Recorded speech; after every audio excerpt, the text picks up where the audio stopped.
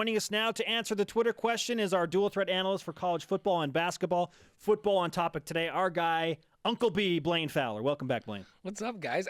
It's interesting that you reference Utah because I'm not so sure that Hackett isn't the biggest loss for them to graduation. Yeah, no, He did so much for that team. We were talking about this. I hadn't even thought about Linehan. That's a good take. Did somebody tweet that? Mm-hmm. That's a pretty good take. He could emerge because field position is important.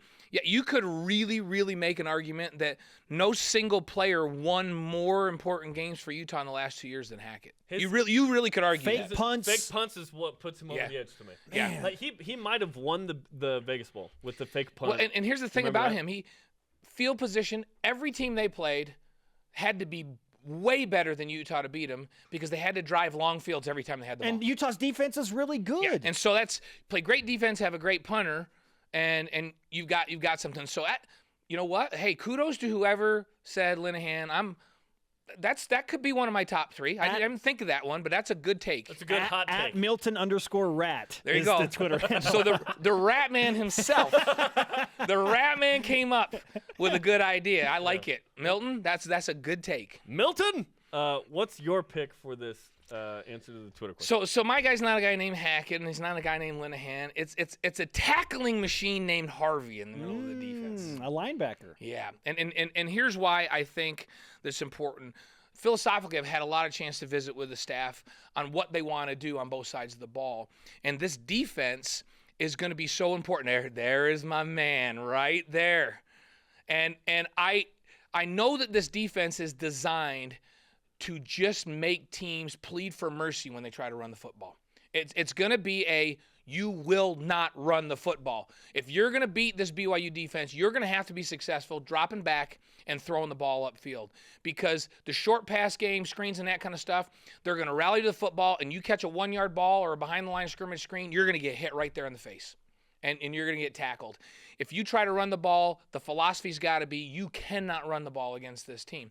And so they're going to try to make teams one-dimensional because there's very few teams that can just line up and throw it. Okay, they don't play Washington State this year. So that's a team that you can say, hey, we're going to make you throw it. And you go, maybe that's not so a good idea against those guys, right? But for most teams that they're going to play this year, including the Michigan States and the Boise States, if you make them one-dimensional, they're going to have a hard time moving the football against you. And then if Linehan, who could maybe be our backup guy, can change field position, and now they can't run it and they got to drive long fields throwing the football, I think that puts BYU in a good position. So I think that Harvey, in the middle of that defense, needs to lead this team in tackles.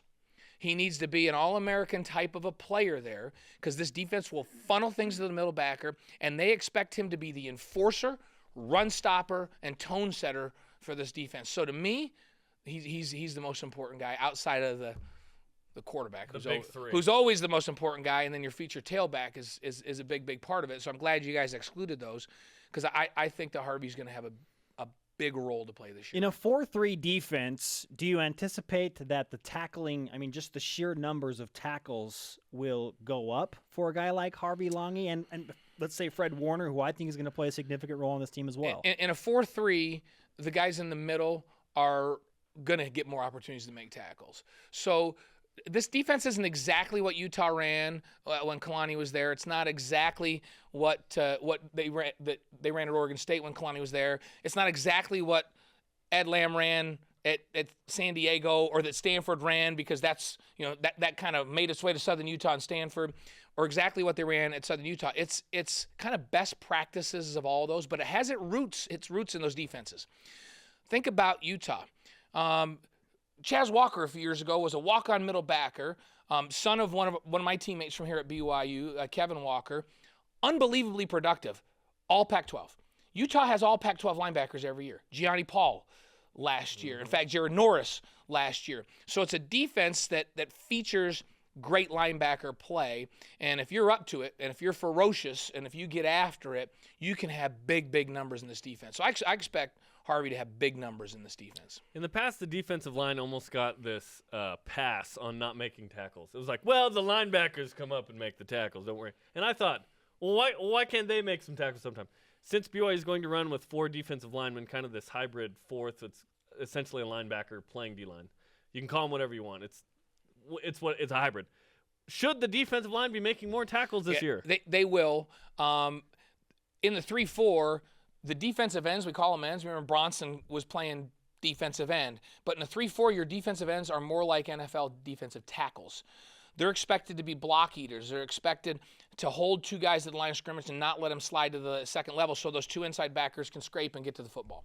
And so they're block eaters. In the 4-3, they've got more freedom to get upfield. They can play some one-gap defense in that set. So instead of, hey, hold the line of scrimmage, take up blockers, let the linebackers go make tackles, they'll have assignments depending on the call where they can hit a gap and go make a play. And so still the inside guys are block eaters, but the outside guys will have more freedom. And when you have 4 down linemen, I think your ability to pressure the passer with big guys is there. You can play more in your standard set, whether it's a first down play or a third down play. You can be in that same set, and they don't know what you're doing because you're not going to have to situationally substitute quite as much. You can get pressure on the quarterback, and you can defend the run. But that middle backer still gets the benefit of those 2 big guys inside tying up people and being able to flow to the football. And unless you're playing against a really good center or offensive lineman that can get onto blocks, set them up, then go single and slide down, then your backers get to run a little more free. And so if Harvey plays really instinctive football, no false steps, he makes a read and he just goes downhill to the football, he'll have a lot of plays where he'll have a glancing block or he'll be unblocked and he'll get to the football and make plays. So I'd like to see a middle backer for BYU have 90-plus tackles, and I think that he can do that. Joining us now in Studio B is Blaine Fowler, national champion quarterback at BYU in 1984, breaking down the 2016 BYU Cougars and the most important player, not named Taysom, Tanner, or Jamal. It's June 3rd, exactly 3 months away from game number 1. Exactly 3 months away, that's right. Wait, is it exactly? September 3rd, June 3rd, September 3rd. Wow. Now I'm ready to just start the countdown. We're getting close. I'm ready to start the countdown now. We get to 3 months, I'm ready. It's still 3 months, though. I mean, I still have to watch the NBA Finals before I can completely turn the page. Yeah. But I think I can have a hold of the page, and I can be holding it up, and I can be looking over there now. Technicalities, right? That's why I like Blaine. Yes, Captain Technicality right here. June 3rd, what does BYU need to get done in the month of June, 3 months out? They still have a lot of guys recovering that have to get healthy. And so right now, this is all about getting stronger, faster, and healthy. So guys that had surgery, like kind of cool, needs to be healthy as he can be by fall. He's got to drop weight again after surgery and get in shape. So there's a number of guys like that are rehabbing, getting healthy, and need to be ready to go. Isn't there a quarterback that's rehabbing too? Yeah, we're not going to talk about that because we're never going to talk about injuries and say the person whose name shall not be named with injuries at the same time. It's just bad karma. And if we slip, we're going to knock on wood. We're going to wear our hats backwards. We're going to do whatever we have to do to take away bad karma. However much karma we need to deliver. But you're right. There is a guy whose name we were not going to say when we talk about injuries that really needs to be healthy by the start of the fall camp. Pretty superstitious. Yeah. So anyhow, health is a really important thing right now. And then some of the schemes they're going to run, they're going to be aggressive defensively, and they're going to expect them to be really, really physical. So they need to start establishing a physical mindset in player run practices with strength and conditioning staff, and get more explosive. Then on offense, it's not a run pass option offense anymore. So the offensive linemen are going to have to be more physical, and they need to be working technique because they're going to be expected to kick step, drop step, and pass protect, pocket protect more than they have in a lot of years. And so it's a new technique. So they need to not only be working on getting stronger so they can stand up to pass rushes, but those guys need to be working technique in their feet every single day between now and fall camp. And to me, this offense only goes as far as this offensive line progresses and adjusts to these new schemes, because it's important for them to be able to double team, get to the second level, things we talked about that Harvey's going to face. This offensive philosophy is different. It's not zone block and just come off the ball and kind of get in the way and create a seam and have a run pass option. Somebody to hit. It's double team at the point of attack, drive the guy off the ball, slide to the second level, pick up a linebacker, and create a seam for Jamal Williams. It's different. It's different than what they've been doing. And the pass protection is very different than what they've been doing. A lot of get under center, just like the NFL, drop back, create a pocket, funnel people to the outside so Taysom and Tanner have throwing lanes, and protect. So feet are important. Great hands are important. So a lot of technique that Mike Empey's had taught these guys through spring ball that they need to now embrace, work on every single day between now and fall camp. How much do you pay attention to the Big 12 expansion stuff? I read about it every day. I don't want to. I say I make a pact with myself. You know what? This is such nonsense anymore with the conflicting messages coming. I mean, is boring in or is boring out? Yeah, yesterday he was saying a couple months ago, and we talked about like, oh yeah, we need to look at this, and now he's like, no, we're good. Yeah, what? It's like he and the Texas AD got together and he says, hey, I don't care what you think, can you just like kind of cooperate with me and not give away anything? And so there's all this negotiating going on behind the scenes. I mean, in my opinion, they need to do something. They need to announce that they're going to do something, or that league is at risk for falling apart in the long term. Okay, now it's interesting that you bring that up because yesterday, the publisher and owner of OrangeBloods.com, which is embedded in Austin, Texas, okay, Jeff Ketchum said this on Twitter. The idea of Big 12 expansion is essentially the same as two people in a bad marriage deciding to have kids in an effort to save their marriage, which would suggest that adding members, expanding into an already bad marriage or bad situation in the conference. What do you think about that? The only bad marriage is Texas married to everybody else, because Texas has self-interests that aren't in the best interests of the rest of the conference. And it's been that way for a long time. You talk to people in that conference, and I've had a chance to be in that conference a little bit in my broadcasting, and everybody's like, Texas are the haves and everybody else is the have-nots. As good as Oklahoma is, Oklahoma seems to cooperate with the rest of the league and understand the importance of the rest of the league. Texas, because they don't have a revenue, Texas doesn't need another dollar.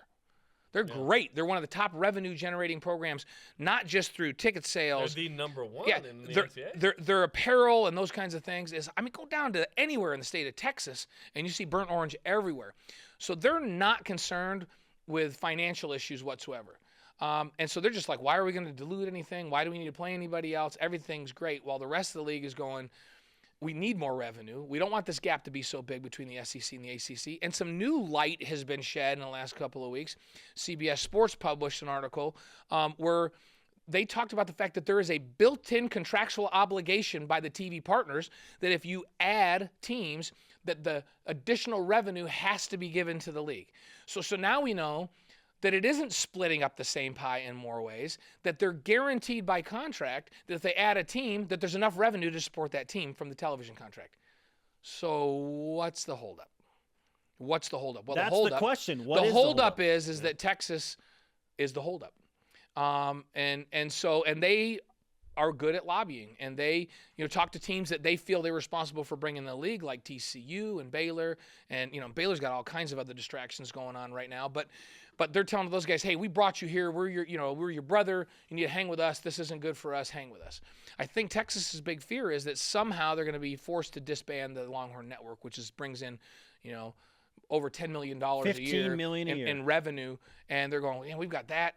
And so there's a gap. There's a revenue gap, and that gives Texas an advantage, and they don't want to see that advantage go away. So I don't blame them for taking that position, but I think that's the holdup. That's the sticking point right now.